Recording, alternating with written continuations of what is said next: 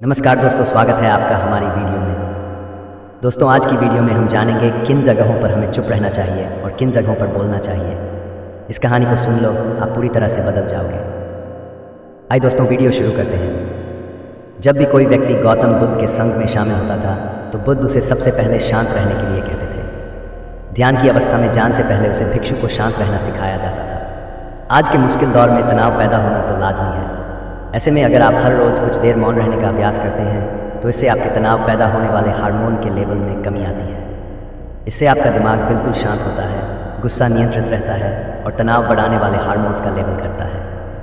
और किन मौक़ों पर हमें बोलना है और शांत रहने से हमारे अंदर क्या क्या बदलाव आ सकता है। दोस्तों, संध्या काल का समय था।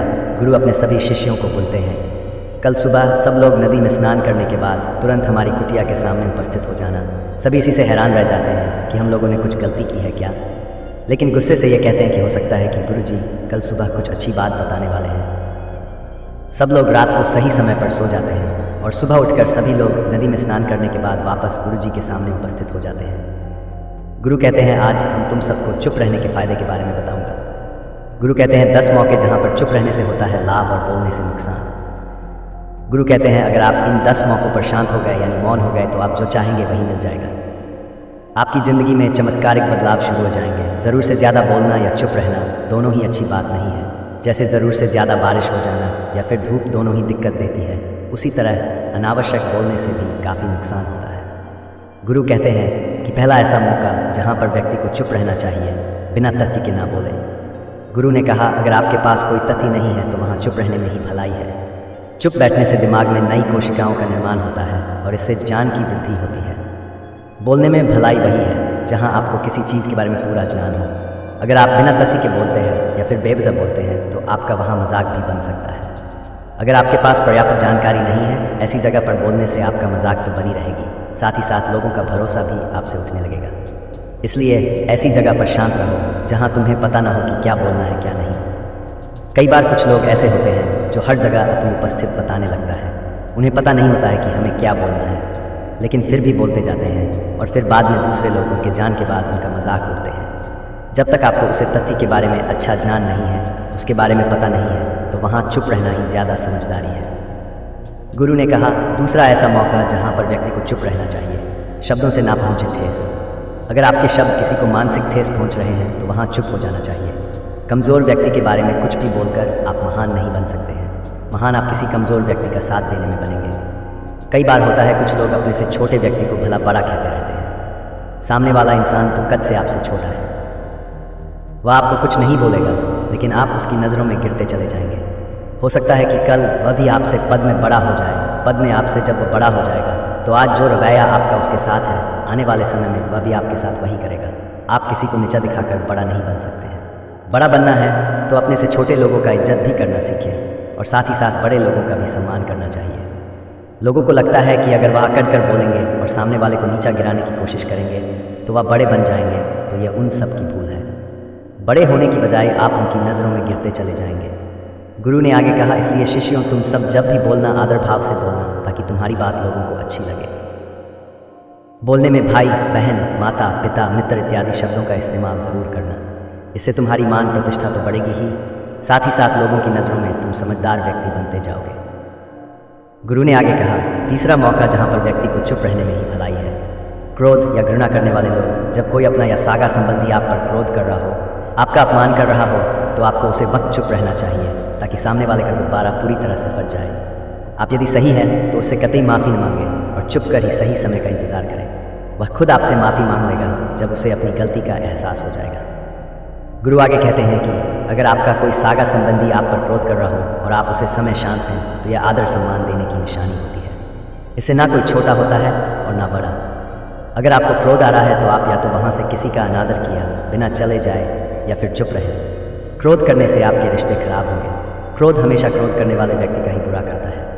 गुरु आगे कहते हैं कि एक बार की बात है, एक सांप जंगल से भागते हुए किसी राजा के घर में पहुँच गया। लोगों ने छेड़खानी की तो वह बहुत ही गुस्सा हो गया, जिससे घर में जो तलवार पड़ी हुई थी उसी को लपेट कर कसने लगा और धीरे धीरे उसका पूरा शरीर कट गया। ठीक उसी प्रकार हमारा गुस्सा भी तलवार की भांति काटता है। गुस्सा ध्यान से खत्म होता है। प्रतिदिन अगर आप ध्यान की मुद्रा में बैठे हैं तो आपका गुस्सा आपके नियंत्रण में रहेगा। गुरु आगे कहते हैं कि ये तरीका है कि आप प्रतिदिन ध्यान का अभ्यास करें। इससे आपके शरीर में जो हार्मोन गुस्से को बढ़ावा देते हैं वह सब तुम्हारे नियंत्रण में रहेंगे, जिससे शरीर गुस्से पर आसानी से काबू पा लेगा। लेकिन एक तरीका ये भी है कि जब भी आपको गुस्सा आए तो आप ये समझने का प्रयास करो कि क्या मेरा गुस्सा जायज़ है या नहीं, हमें वहाँ पर बोलना चाहिए कि नहीं। जब आप खुद इस बात का आंकलन, तो आपको खुद पता चल जाएगा कि हमें गुस्सा करना चाहिए या नहीं। फिर भी आपको गुस्सा आ रहा है तो आप वहाँ से हटने का प्रयास करें, वहाँ से दूर चले जाएं। धीरे धीरे समय के साथ आपका दिमाग शांत हो जाएगा। गुरु ने कहा, चौथा ऐसा मौका जहाँ पर इंसान को बहुत ही समझदारी के साथ काम लेना चाहिए, वहाँ पर आपको चुप रहना ही चाहिए, जहाँ पर उसे मुद्दे से आपका कोई संबंध न हो। अगर आपका किसी मुद्दे से कोई संबंध न हो तो वहाँ आपका चुप रहना बनता है। बिना किसी वजह अगर आप दूसरे के मुद्दे पर बोलेंगे तो ये आपके लिए अनिष्टकारी होगा।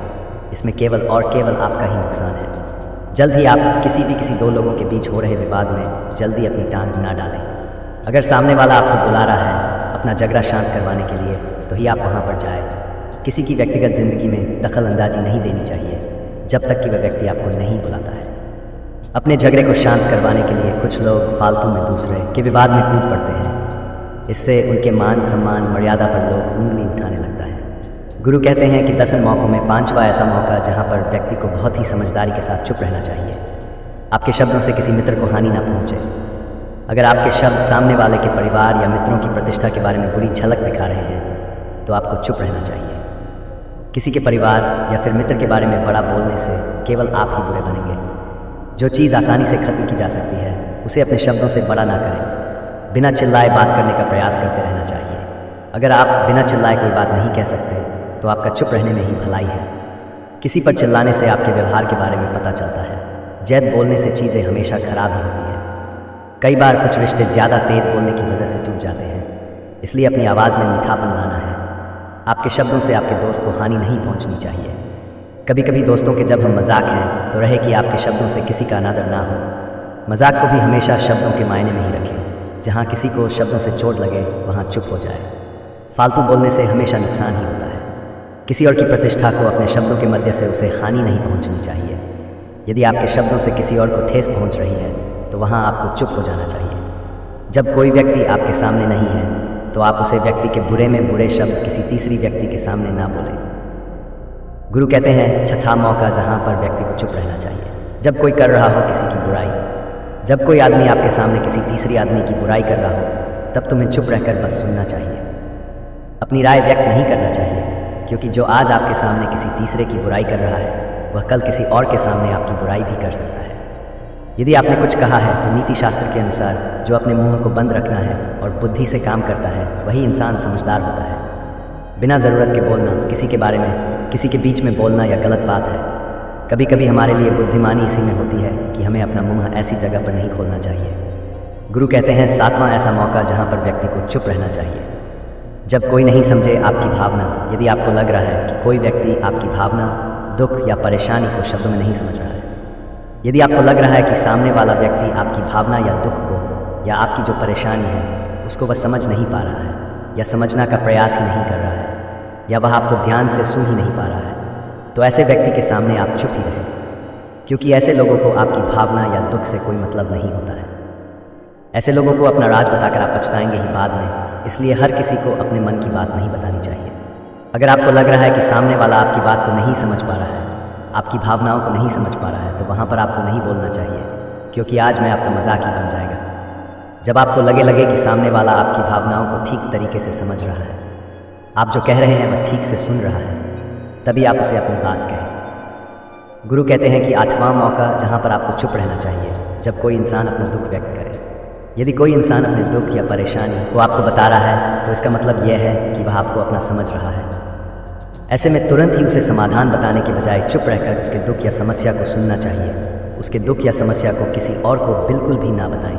वह इसलिए नहीं बता रहा है कि उसकी समस्याओं का समाधान कर देंगे, बल्कि वह इसलिए भी बता रहा है कि सामने वाला उसकी बात को समझ रहा है। कई बार बताने से दुख कम हो जाते हैं। आपको अपना दुख इसलिए बता रहा होगा कि उसे लग रहा है कि आप उसकी बात को समझ रहे हैं। दुख बांटने से कम हो जाता है। इसलिए जब कोई व्यक्ति अपना दुख आपसे व्यक्त करें तो आप चुप मारकर उसकी बात को बहुत ही ध्यान से सुनें, ताकि उसके दुख कम हो जाए, उसके मन का बोझ हल्का हो जाए।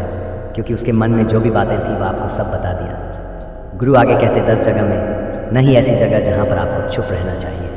जहाँ पर दुष्ट प्रकृति के लोग रह रहे हो और गली गलौज कर रहे हो तो आप वहाँ पर मत जाइए। ऐसी जगह से आप चुपचाप निकाल जाए, अर्थात अपनी प्रतिज्ञा दिए बिना आप वहाँ से चले जाए, क्योंकि जिसकी जुबान खराब होती है, जो दुष्ट प्रकृति के लोग होते हैं, उनको आप ऐसे समय में नहीं समझा सकते हैं। जब उनका दिमाग पूरी तरह से शांत हो जाए तभी वह आपकी बात सुनेंगे। इसलिए जहाँ पर दुष्ट प्रकृति के लोगों आपकी बात को ना मानते हो और ना ही सुनते हो तो आपको वहाँ पर नहीं बोलना चाहिए। गुरु कहते हैं कि 10वां ऐसा मौका जहाँ पर आपको शांत हो जाना चाहिए। अपनी सफलता का राज हर किसी को ना बताएं।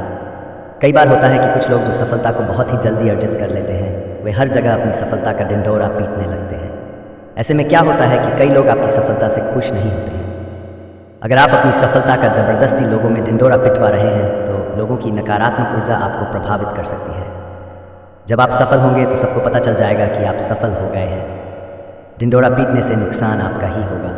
इतना कहकर गुरु ने कहा, शिष्यों, आज बस इतना ही। अगर तुम सब मेरी इन 10 बातों को अपने जीवन में अपना लेते हो तो तुम सब काफ़ी हद तक परेशानियों से बचे रहोगे।